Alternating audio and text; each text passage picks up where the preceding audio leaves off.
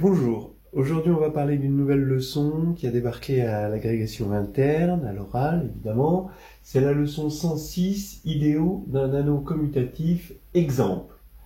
Cette leçon va certainement poser des problèmes à un certain nombre de gens parce que là on est dans un type d'algèbre auquel la plupart des candidats sont pas habitués, l'algèbre des structures, l'algèbre des quotients, l'algèbre qui s'est pas encore spécialisée sur des applications arithmétiques totalement, ni des applications à la réduction ou des applications aux espaces vectoriels. Bon, on est dans quelque chose d'un petit peu délicat, on marche sur les œufs. Je ne vais pas vous donner une leçon clé en main, je vais vous donner 3 grands chapitres et essayer de vous donner du recul et de la compréhension, une vision intérieure de cette leçon. Je vais commencer par par le grand 1, généralité. Alors A va désigner un anneau unitaire, commutatif.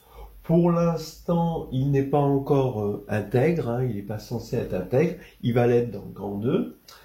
Et en fait, le recul qu'on doit avoir, c'est celui sur les structures quotients. Dès qu'il y a une structure, comme structure de groupe, structure d'espace vectoriel, structure d'anneau, structure... Bon, alors de corps, c'est un petit peu spécial. Mais même structure ensembliste, il va y avoir une structure quotient associée. Alors je vous conseille de regarder le mini-cours que j'ai fait sur les structures quotients. Mais l'esprit de la structure quotient, je dirais qu'il y a 2 façons de voir la structure quotient. Une façon qui est plutôt théorique, c'est-à-dire on a des morphismes de structure, donc là ici des morphismes d'anneaux, il est facile de les rendre surjectifs. Comment récupérer une application injective? Comme ça, on aura de l'injectif et du surjectif. Ça, c'est le Graal de l'algébriste, si vous voulez. Tirer un isomorphisme de quelque chose, c'est arriver à créer des correspondances entre 2 mondes. Bon. Et le deuxième point, il est un peu plus pratique, un petit peu moins théorique, c'est de se débarrasser de choses inutiles. Et c'est pour ça qu'on passe au quotient. Si vous travaillez dans Z et vous vous intéressez qu'à la parité, c'est inutile voilà, vous travaillez dans Z sur 2 Z et vous êtes sur un objet à 2 éléments. Voilà. Donc c'est beaucoup plus simple. Alors que, bon, si vous travaillez sur Z, vous travaillez sur un ensemble infini. Donc, on se ramène à des structures, on peut se ramener, par exemple, à des structures finies où là, le monde est complètement différent. Par exemple, les groupes finis, eh bien, on a Lagrange, alors que sur un groupe infini, on n'a rien du tout. Pareil pour les polynômes d'endomorphisme, où un polynôme d'endomorphisme, on sait que y a plein de polynômes qui vont s'annuler, c'est pas la peine de travailler sur l'algèbre de dimension infinie des polynômes. On va tuer, en quelque sorte, les polynômes qui s'annulent en l'endomorphisme qui nous intéresse, et là on va travailler sur une K-algèbre de dimension finie. Et passer de la dimension infinie à la dimension finie, eh bien c'est précieux parce qu'on va avoir des théorèmes sans rien changer de ce sur quoi on travaille. Voilà, après ces palabres, on attaque vraiment la leçon. Donc dans généralité, on attaque par idéal. Idéal, c'est une partie de A qui va vérifier que I plus est un sous-groupe. Voilà, pour l'addition, l'addition de l'anneau. Et pour la multiplication de l'anneau, eh bien, c'est absorbant, c'est-à-dire, si petit a est dans grand A, AI est inclus dans I. Voilà, I est absorbant. Alors, on se rend compte que c'est exactement ce qu'il nous faut pour que on récupère sur l'ensemble, pour l'instant, ce qui n'est qu'un ensemble quotient, bien une structure d'anneaux naturelle à partir des opérations de A. Alors, ensemblistement, les éléments du quotient, c'est l'ensemble des éléments A plus I, d'accord? Vous comprenez ce que ça veut dire A plus I, c'est l'ensemble des éléments A plus K, ou K décrit I. Et on va récupérer A plus et A multiplie par A bar plus B bar égale A plus B le tout bar, qui À partir du moment où on a ces propriétés, ça ne va pas dépendre du représentant, hein, de la classe. Alors de la classe, vous allez me dire par rapport à quelle relation d'équivalence? C'est la relation d'équivalence A et B dans grand A sont équivalents si et seulement si A moins B appartient à grand I.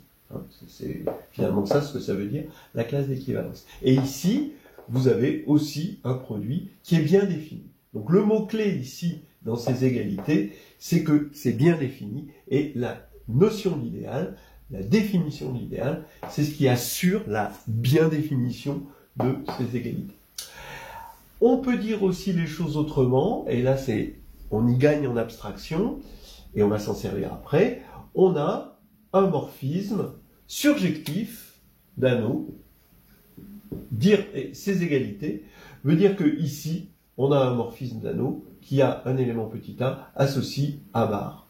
Et ça va commuter avec l'addition et la multiplication d'anneaux unitaires, puisque là, l'unité de la série, évidemment, c'est 1 bar.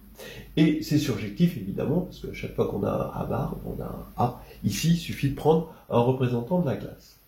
Comme exemple d'idéaux, il y a le premier exemple qui vient, c'est 0. Le deuxième exemple qui vient, c'est A.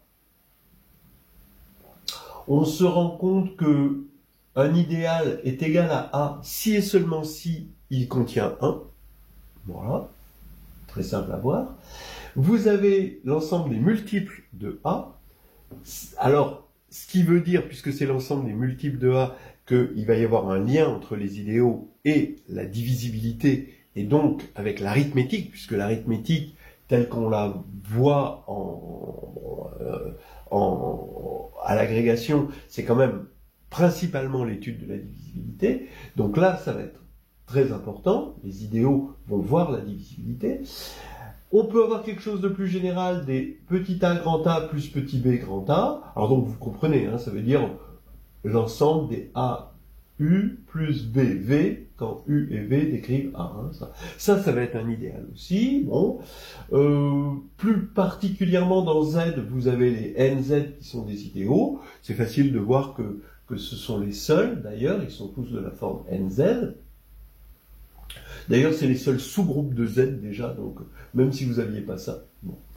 Et puis, vous avez dans le cas de X, l'idéal engendrer l'ensemble des multiples d'un polynôme donné. Vous donnez un polynôme, vous regardez dans le cas de X, l'ensemble K est un corps, hein, l'ensemble des multiples de P, vous allez avoir ici un idéal. Alors un idéal, vous avez quelque chose de sympathique ici dans cet idéal, c'est quand vous allez faire le quotient, je vous disais qu'on passe de la dimension infinie à la dimension finie, c'est quand vous allez quotienter ici par P, vous récupérez une K-algèbre, parce que vous ne récupérez pas qu'un anneau, hein, vous avez toujours la multiplication par les scalaires, et cette K-algèbre va être de dimension finie, et cette dimension, c'est le degré. Ça, c'est quelque chose d'hyper important, ce lien entre dim de K de X quotienté par l'idéal engendré par P et le degré de P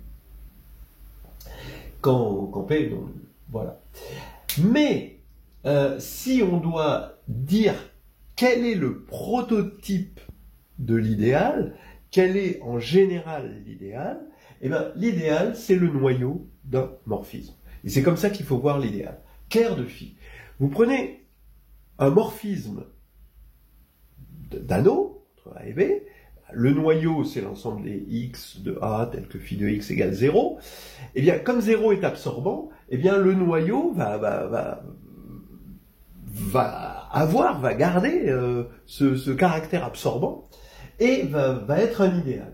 Réciproquement, si vous avez un idéal, eh bien, c'est le noyau d'un morphisme. Ben oui, évidemment, c'est le noyau de pi.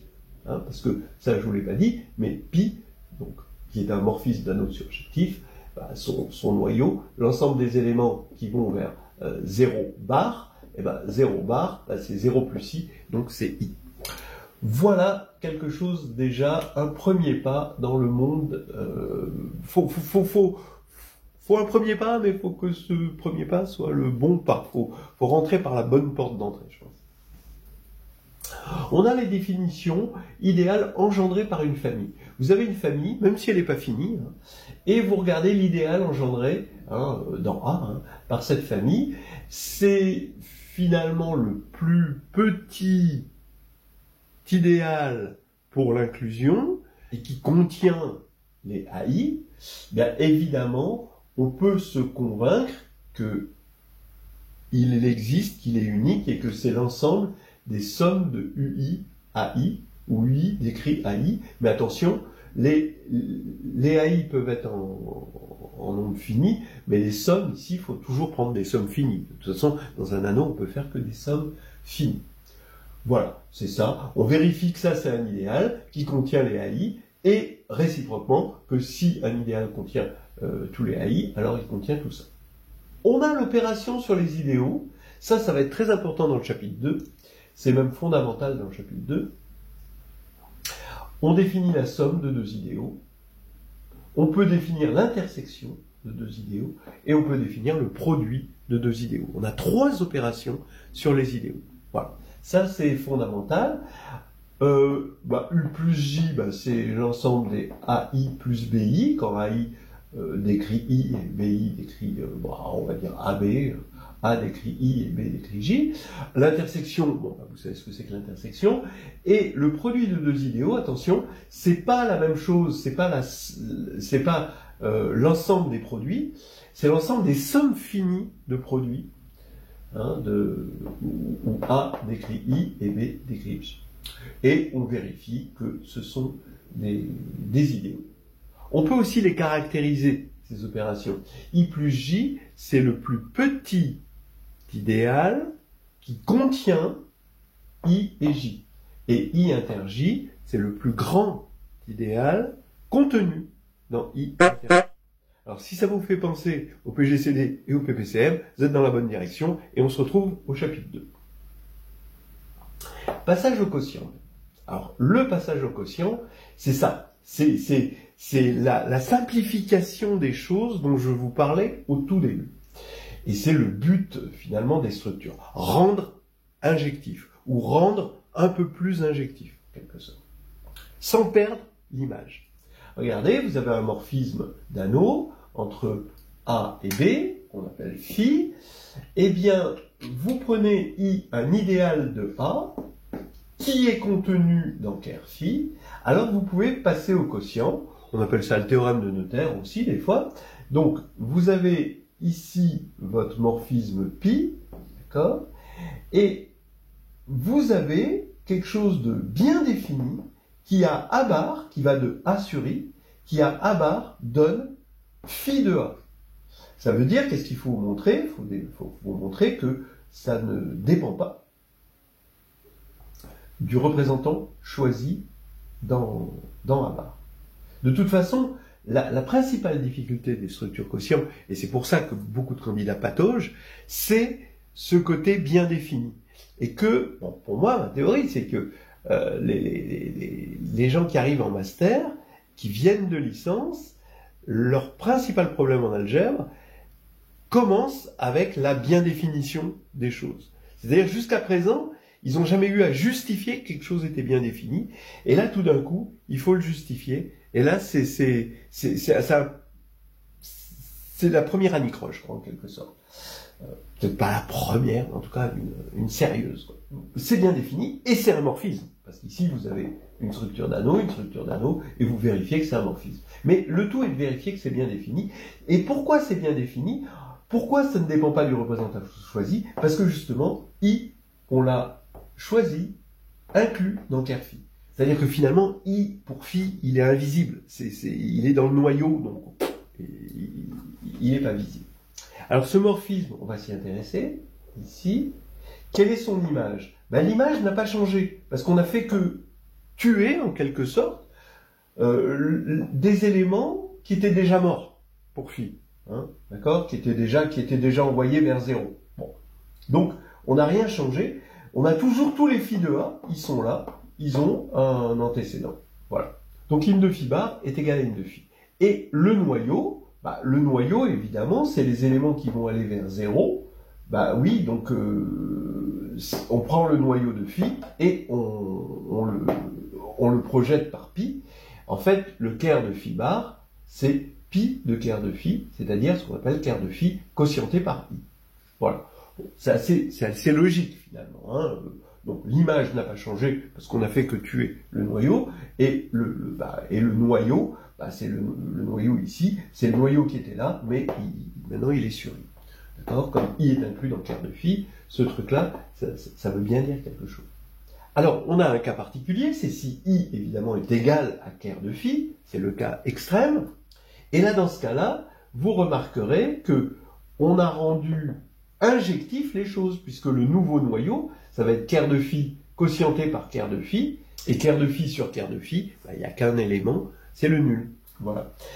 Eh bien, ça fait que, maintenant, ici, on a rendu injectif, en quotientant par cœur de phi, bah oui, on a tué le noyau est nul, hein, c'est ça, en gros, hein, c'est comme ça qu'il faut le penser. Donc, le noyau est nul, donc ici, dans A sur cœur de phi, on a une injection. Maintenant, si on veut une surjection, faut aller vers une de phi, ça c'est ce que je disais au début, ça c'est pas difficile de rendre les choses surjectives, donc on a un isomorphisme. Et là, ça c'est le Graal. Hein, là, c'est là qu'on tire des correspondances. Les plus belles choses hein, en maths sont tirées de correspondances. Hein, en maths, en algèbre. Dans l'algèbre moderne, post-galoisienne. Voilà. Alors maintenant, regardons un petit exemple typique de passage au quotient. Vous avez m qui divise n dans z, donc nz est inclus dans mz. Oui, ça veut dire que tous les multiples de n sont multiples de m. Logique. Et l'adage, c'est diviser, c'est contenir. Vous voyez, lui, il divise et lui, il contient. Voilà. Diviser, c'est contenir, c'est à garder en tête, c'est beau comme du Machiavel. Hein. Ok. Alors, allons-y. Ici, on a bien sûr pi, là, z qui va aller dans z sur mz, mais nz est inclus dans le noyau, donc ici, vous avez z donne z sur mz, son noyau c'est mz, donc ici vous avez un quart de pi, bon, la pi c'est phi, et vous avez nz qui est inclus dans mz, donc dans le noyau. Ça veut dire que vous pouvez passer au quotient. Et vous allez récupérer ici z sur mz qui s'envoie surjectivement, parce que comme c'était surjectif au départ, c'est la surjection canonique, ici ça reste surjectif, pour ça, et donc vous allez avoir un morphisme, là qui ne sera a priori pas injectif. Et plus généralement, si vous avez compris ça, vous comprendrez qu'à partir du moment où vous avez deux idéaux, I et J, tel que I est inclus dans J, c'est exactement cette situation, alors vous avez un morphisme surjectif de A sur I sur A sur J. Attention, hein, on n'a pas d'injection de A sur J dans A sur I a priori, mais on a une surjection de A sur I dans A sur J. Alors, elle est surjective, et quel est son noyau? Son noyau, ici, ça va être J sur I, d'après ce qui est là. C'est J sur I. Donc, je refais un passage au quotient, deuxième passage au quotient, et j'ai quelque chose de très utile, qui va être utile dans le grand 3, c'est que A sur I, qui est un anneau, hein, quotienté par l'idéal J sur I, qui est le noyau, qui est un idéal de cet anneau, qui est le noyau de ça, et ça va être isomorphe à A sur J, par le théorème d'isomorphisme, par l'isomorphisme canonique. Voilà. Ça fait penser, c'est très facile à se rappeler, parce que ça fait penser à l'élimination des fractions. Vous voyez, comme quoi les notations, elles sont très bien pensées, les notations en mathématiques. Voilà, quelques exemples. Z de x, l'anneau z de x, donc des polynômes à coefficient entier, quotienté par l'idéal engendré par x2 plus 1, c'est isomorphe à z de i. Et ça s'obtient par passage au quotient. Alors z de i, c'est les entiers de Gauss, hein, c'est l'anneau des entiers de Gauss. On en verra une application dans le grand 3. Et comment on obtient? Vous prenez z de x, vous évaluez x en i, donc vous avez un morphisme d'évaluation surjectif sur z de i, et vous montrez que le noyau de cette évaluation, c'est engendré par x2 plus 1. C'est facile de voir que x2 plus 1 est dedans, puisque quand vous faites i2 plus 1, ça fait 0. Mais voilà, après il faut montrer, et c'est là qu'intervient la division euclidienne, par un polynôme unitaire. Et ici, vous montrez que c'est l'idéal, ici, engendré par x2 plus 1. Et donc, vous faites le passage au quotient, et vous avez donc deux versions, et c'est ça qui est intéressant, l'anneau des entiers de Gauss sur lequel vous allez pouvoir faire de l'arithmétique, et là, une autre version qui a son intérêt propre, parce que c'est des polynômes, etc. C'est des classes de polynômes. Un exemple, moi qui m'amuse particulièrement, je sais pas vous, c'est les décimaux. Qu'est-ce que c'est que les décimaux? C'est z de x quotienté par l'idéal engendré par 10x moins 1. J'adore. Vous voyez? Pourquoi? Parce que, pareil, évaluation. Qu'est-ce que c'est que les décimaux? C'est des polynômes à coefficient entier, mais évalués en 0,1. Voilà. Tout décimal, vous pouvez le voir comme une somme de alpha i 10 puissance moins i. Hein, voilà. Et en fait, 0,1, pour exprimer 0,1, quand on va évaluer en 0,1, c'est annulé par 10x moins 1. Oui, 10 fois 0,1 moins 1, ça fait 0. Et on peut montrer que l'évaluation en 0,1, son noyau, c'est l'idéal engendré par 10x moins 1. Donc, moi, ça m'amuse d'imaginer qu'en primaire, on dise, voilà, les enfants, les décimaux, c'est ça. Bon, ok. Maintenant, autre chose, un peu plus compliquée, parce qu'on va avoir des idéaux engendrés par deux éléments, et pas un, c'est que z de x, maintenant, quand on le quotiente par l'idéal engendré par x2 plus 1 et p, donc ici, on est dans cette situation, hein, on a un double engendrement, alors c'est z de i quotienté par p.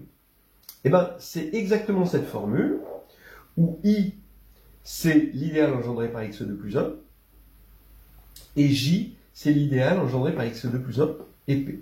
Donc on va avoir i bien inclus dans j, là ici. Là, on quotiente z de x par j, donc ça, a sur j, c'est ça. Et maintenant, on va quotienter z de x, alors a c'est z de x évidemment, z de x par x2 plus 1, mais z de x par x2 plus 1, c'est z de i. Et là, on va prendre j sur i, qui est là. Donc on va prendre ça sur ça. Donc comme on a éliminé x2 plus 1, il ne reste plus que p. Et ici, on va avoir quelque chose quotienté par p. Ça demande un petit peu de réflexion, mais c'est une réflexion qui en vaut la chandelle.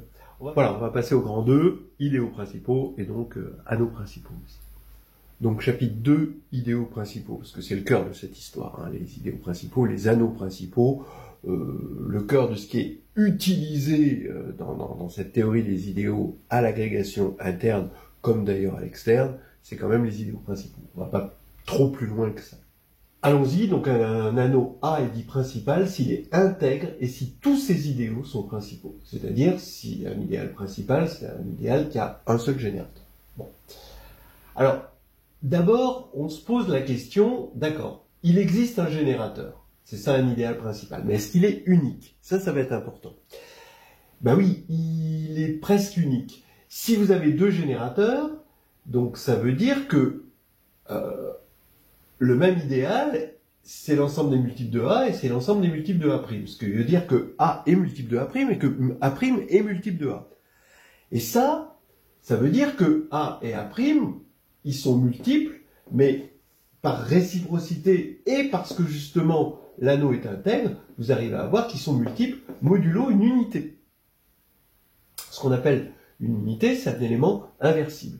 L'ensemble des éléments inversibles d'un anneau, ça forme un sous-groupe qu'on note comme ceci, et c'est le sous-groupe des inversibles. On les appelle généralement U comme unité. Voilà.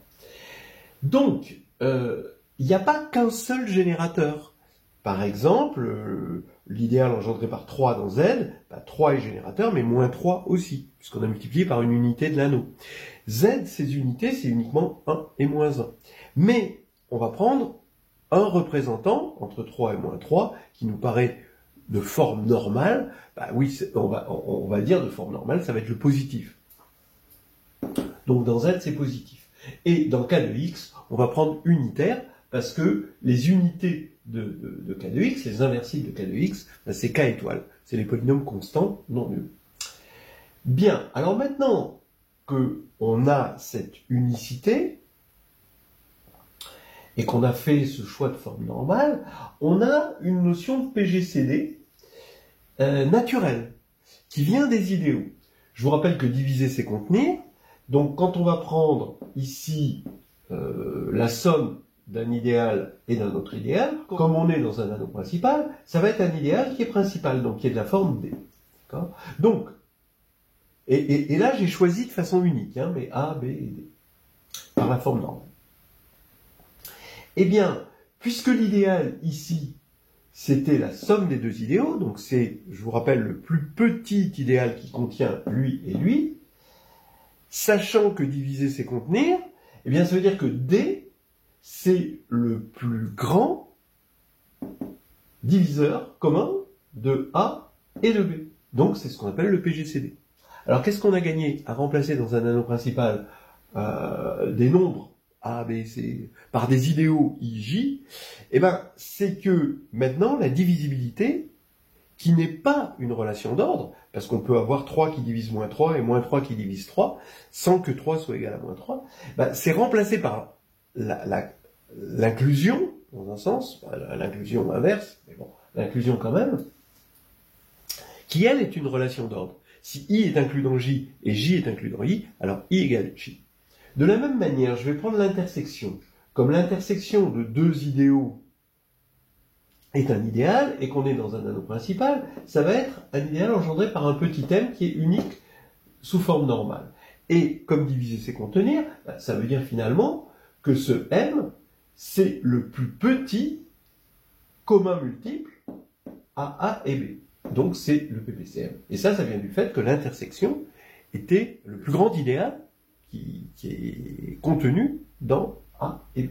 Mais le PGCD nous offre quelque chose de plus que le PPCM, c'est une identité de Vesoul, puisque D, maintenant, on est sûr qu'il appartient à cette somme, donc il est de la forme UA plus VB, comme on avait vu dans le grand A. Et donc on récupère une identité de Vesoul qui caractérise le PGCD, parmi les positifs ici, par exemple dans Z, c'est-à-dire sachant qu'on a une forme normale, il le caractérise dans le sens que si on a une identité de Vesoul pour D et que D divise à la fois A et B, alors c'est le PGCD. Donc c'est sympa parce que on a remplacé un côté plus grand, donc des inégalités qu'on n'aime pas, par une égalité, une identité. Voilà. Bien. Je pense qu'il serait intéressant de parler d'anneau euclidien. Euclidien, ça veut dire qu'on a une division euclidienne. En général, une division euclidienne, donc on la connaît sur Z, il faut la connaître sur Z, il faut la connaître sur K de X, mais en général, c'est un stasme qui envoie l'anneau privé de 0 vers, donc delta, le stasme, vers N. Tel que l'on est un processus qui a AB, A est dans grand A, petit b est dans grand A moins 0, on peut toujours écrire petit a sous la forme QB plus R, avec QR dans A, avec R soit égal 0, soit delta de R est strictement inférieur à delta de B. Alors, l'intérêt, c'est quoi? L'intérêt, c'est d'avoir un test de divisibilité. B divise A si et seulement si R égale 0, et sinon delta de R est strictement inférieur à delta de B. Mais l'intérêt, c'est aussi qu'on rapporte A à un ensemble bien connu N, qui a une propriété, hein, parce que A, ça peut être n'importe quel anneau, et N, c'est quand même notre ensemble, l'ensemble de notre enfance, quoi. C'est un ensemble auquel on est intimement lié, je pense, mais qui a une propriété particulière, c'est que tout ensemble, toute partie non vide minorée de N possède un élément minimal. Bon, c'est grâce à ça qu'on montre que euclidien c'est principal. Parce que quand on va prendre I, un idéal de A euclidien, et ben I, on va regarder les stasmes de tous les éléments de I, Et ça va être une partie, évidemment, si I est non nul, ça va être une partie non vide, ici, de N, donc qui va être minorée. Et donc, cette minoration est atteinte, et l'élément qu'on obtient, on montre facilement que c'est le générateur choisi, et donc que l'idéal est principal, et donc que l'anneau est principal. Alors avec principal, alors bon, là je me sens obligé de dérouler le rideau, là, grâce à l'identité de Vesoul qui est là, eh bien, on obtient un lemme de Gauss, c'est-à-dire si C divise AB, et C premier avec B, en premier avec B, ça veut dire que le PGCD c'est 1, alors C divise A. Et ça, c'est finalement l'unicité dans la factorialité. Quand on a quelque chose de clinien, il est factoriel. On a unicité de la décomposition en facteur irréductible. Voilà. Alors, quelques exemples. Ben, Z qui va être clinien, donc principal, donc tous ces idéaux sont principaux. K de X.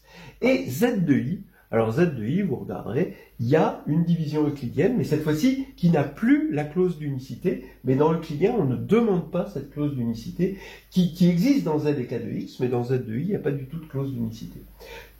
Donc c'est principal, et ça c'est important. Des contre-exemples des anneaux non principaux, où il existe des idéaux à deux générateurs et non réductibles à un seul, par exemple, eh bien, vous avez K de XY, et Z de X. Voilà. Dans le cas de XY, regardons l'idéal engendré par grand X et grand Y. Évidemment, comme grand X et grand Y sont deux indéterminés distincts,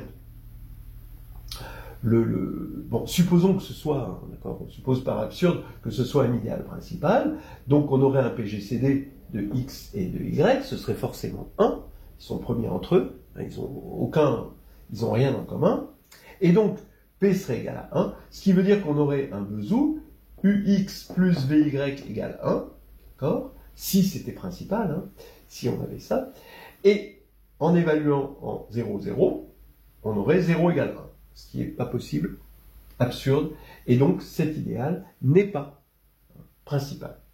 Pour ce qui est de Z de X, ben, on a un théorème général qui dit que A de X est principal si seulement si A est un corps. Ça vaut le coup de le connaître. Et là, ben, je vous donne un exemple. Vous prenez l'idéal engendré par 2 et X. Eh bien, il n'est pas principal. Pareil, hein, si on voulait un diviseur commun de 2 et de X dans Z de X, ben, on se rend compte qu'on tomberait sur 1. Et cet idéal n'est pas l'idéal engendré par 1. Donc, ça marche pas. Faites-le en exercice, voilà. Voilà ce que j'avais à dire sur les idéaux principaux. Il y a beaucoup plus à dire, évidemment. Mais maintenant, on va passer aux applications des idéaux. Alors, quelques applications aux idéaux. D'abord, je dirais système de congruence. Vous pouvez voir dans le carnet de voyage en algébrie, hein, il y a deux exercices dont je vais parler un tout petit peu, qui font un bon développement. On a, on va dire, un système où on cherche les entiers x qui sont congrus à A modulo m et congrus à B modulo n. Pour l'instant, pas d'hypothèse sur m et n. Ça veut dire qu'on regarde le morphisme qui va de z dans z sur mz croix z sur mz. Donc ça, c'est l'anneau pour le produit direct, et qui a x donne x modulo m et x modulo n, comme ça, et on veut savoir si c'est surjectif, on veut savoir quelle est l'image réciproque du couple AB, voilà. Alors, là, on a un anneau, là, on a un anneau, on a ici un morphisme d'anneau, donc qui provient justement de la surjection canonique, couplée, on va dire, et on a un passage au quotient, parce que le noyau de ce morphisme, c'est à la fois les multiples de M et N, donc les multiples du PPCM de M et N. Donc les multiples du PPCM de M et N. Voilà. Et comme en quotient, ici, on va avoir quelque chose d'injectif, parce qu'on a quotienté par le noyau, passage au quotient, et donc on va avoir un morphisme injectif de l'un vers l'autre. Maintenant, deux choses l'une, soit M et N sont premiers entre eux, dans ce cas-là, on a le produit Mn qui est égal au PPCM, et donc on a égalité des cardinaux, et donc on a une surjectivité. On a donc des solutions au système, et la solution est unique modulo le PPCM, donc modulo le produit. Soit alors, M et N ne sont pas premiers entre eux, dans ce cas-là, il y a PGCD, et d'après les passages au quotient qu'on a fait dans le grand 1, on va avoir une application bien définie de x modulo M vers x modulo PGCD de M et N, et pareil pour Y, et on peut faire la différence. Juste, il faut faire attention qu'ici, c'est plus des morphismes d'anneaux, c'est des morphismes de groupe, que j'appelle psi, et ça, j'appelle phi. Et en fait, ce qui est intéressant, c'est qu'on peut montrer facilement que im-phi est égal à ker psi. Il y a une inclusion qui est évidente, mais l'égalité demande des cardinaux, et im-phi égale ker psi, ce qui veut dire qu'on a un test pour voir si on est dans l'image, c'est-à-dire si on a des solutions. C'est-à-dire qu'on a des solutions si et seulement si A modulo le PGCD de M et N est égal à B modulo le PGCD de M et N. Voilà, hein, c'est-à-dire si seulement si on a la 0, c'est-à-dire on est dans le noyau. Voilà une petite histoire. Bon, après ça fait un joli développement, parce qu'après on cherche, on peut trouver concrètement les solutions, etc. Alors maintenant, application au polynôme minimal, évidemment, vous avez eu un endomorphisme d'un espace vectoriel de dimension finie E, vous avez donc un morphisme d'évaluation K de X dans K de U, et il est surjectif, K de U c'est les polynômes d'endomorphisme, donc là c'est surjectif, vous avez ce dont je vous parlais, une algèbre de dimension finie là et infinie là, et le noyau de cette évaluation, eh bien ça va être un idéal. Et cet idéal, donc il a un générateur unitaire, unique, c'est le fameux polynôme minimal. Ker de l'évaluation en U, c'est engendré par le polynôme minimal de U. Ce qui fait que la dimension de K de U, c'est le degré de mu U. Alors, ça, quelque chose qu'il faut savoir montrer. Dans le même ordre d'idée, vous avez aussi le polynôme minimal local. Donc il faut se donner U dans L de E et X dans E. Et dans ce cas-là, vous avez un morphisme, mais cette fois-ci c'est juste un morphisme d'espace qui va de K de X dans E, qui n'est pas surjectif à un moment, et qui va à P, au polynôme P, associer l'endomorphisme P de U évalué en X. Et donc ça, on peut l'appeler, l'image, son image, on peut l'appeler K de U de X. Et malgré le fait que ce n'est pas un morphisme d'anneau, que c'est juste un morphisme d'espace, eh bien, il y a quand même on peut montrer facilement que le noyau, c'est un idéal, et donc il va être engendré par un polynôme minimal local. Alors ce que je trouve intéressant, c'est de faire le lien entre les idéaux de, là, parce que ici, du coup, on va avoir un isomorphisme d'espace une fois le passage au quotient, et donc on peut faire ici, comme on a un isomorphisme, on a une correspondance entre les idéaux ici et les sous-espaces stables de ça.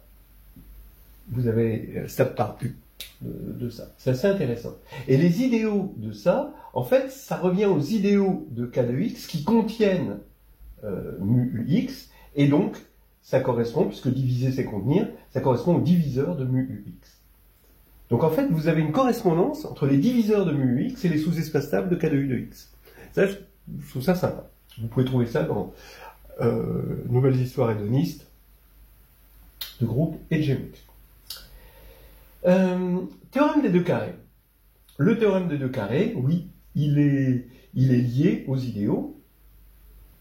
C'est-à-dire que si P est un nombre premier, P se décompose en somme de deux carrés, si et seulement si, soit P égale 2, bon, c'est le cas à part, bon, soit P est congru à 1 modulo 4. Alors, le seulement si, c'est facile, mais le si, ça c'est difficile. Et ça demande justement ce qu'on avait un petit peu fait, C'est-à-dire de voir deux interprétations de l'idéal x2 plus 1 et p, son quotient. Une interprétation, c'est z de i dont on a parlé tout à l'heure, quotienté par l'idéal de z de i engendré par p. Et une autre interprétation, c'est z sur pz de x. Donc là, c'est un anneau de polynôme sur un corps, quotienté par l'idéal engendré par x2 plus 1. Alors ça, je trouve ça vraiment intéressant, cette double interprétation de cet anneau, en utilisant le passage au quotient qu'on a vu, avec la simplification par le quotientage par i, qu'on a vu dans le grand 1. Donc ici, arithmétique, l'arithmétique des congruences, une petite arithmétique. Ici, une arithmétique des nombres premiers, un peu plus impliquée. Ici, de la réduction, des sous-espaces stables. Vous voyez, il y a quand même de l'application. Et là, étude des courbes, étude des courbes planes. On prend deux polynômes de c de x, y, donc à deux variables sur c, sans facteur commun.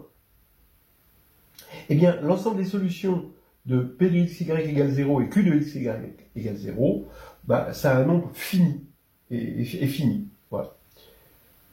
Alors, l'ensemble des solutions de ce système, p de x, y égale 0, égale q de x, y, est fini. Voilà. L'ensemble des solutions est fini. Alors bon, l'idée, c'est que dans un anneau principal, on a besoin. Mais c de x, y, lui, c'est pas principal, justement, c'est vu dans la leçon, c'est un contre-exemple. Et par contre, je peux décider de prendre ici le corps des fractions rationnelles. Comme ça, ici j'ai un corps, et ici j'ai un anneau principal. Donc, j'arrive à montrer que P et Q sont premiers entre eux parce qu'il n'y a pas de facteur commun dans ce truc-là, ce qui va faire que je vais avoir du U, I, P, plus V, Q, égale 1. Égale 1 là-dedans. Mais, évidemment, ces U et V ont des dénominateurs avec la variable X. Donc je vais multiplier, quitte à multiplier maintenant, je vais me retrouver dans C de XY et avoir un D de X ici. J'ai multiplié par le dénominateur commun de U et V, par exemple. Ce qui fait que si P et Q s'annulent, comme c'est le cas, alors D s'annule. Mais D s'annule que sur un nombre fini de X. Donc déjà, il y a un nombre fini de X. Et de la même manière, il y a un nombre fini de Y. Et donc c'est fini, c'est le petit théorème de Bezout, en attendant plus grand.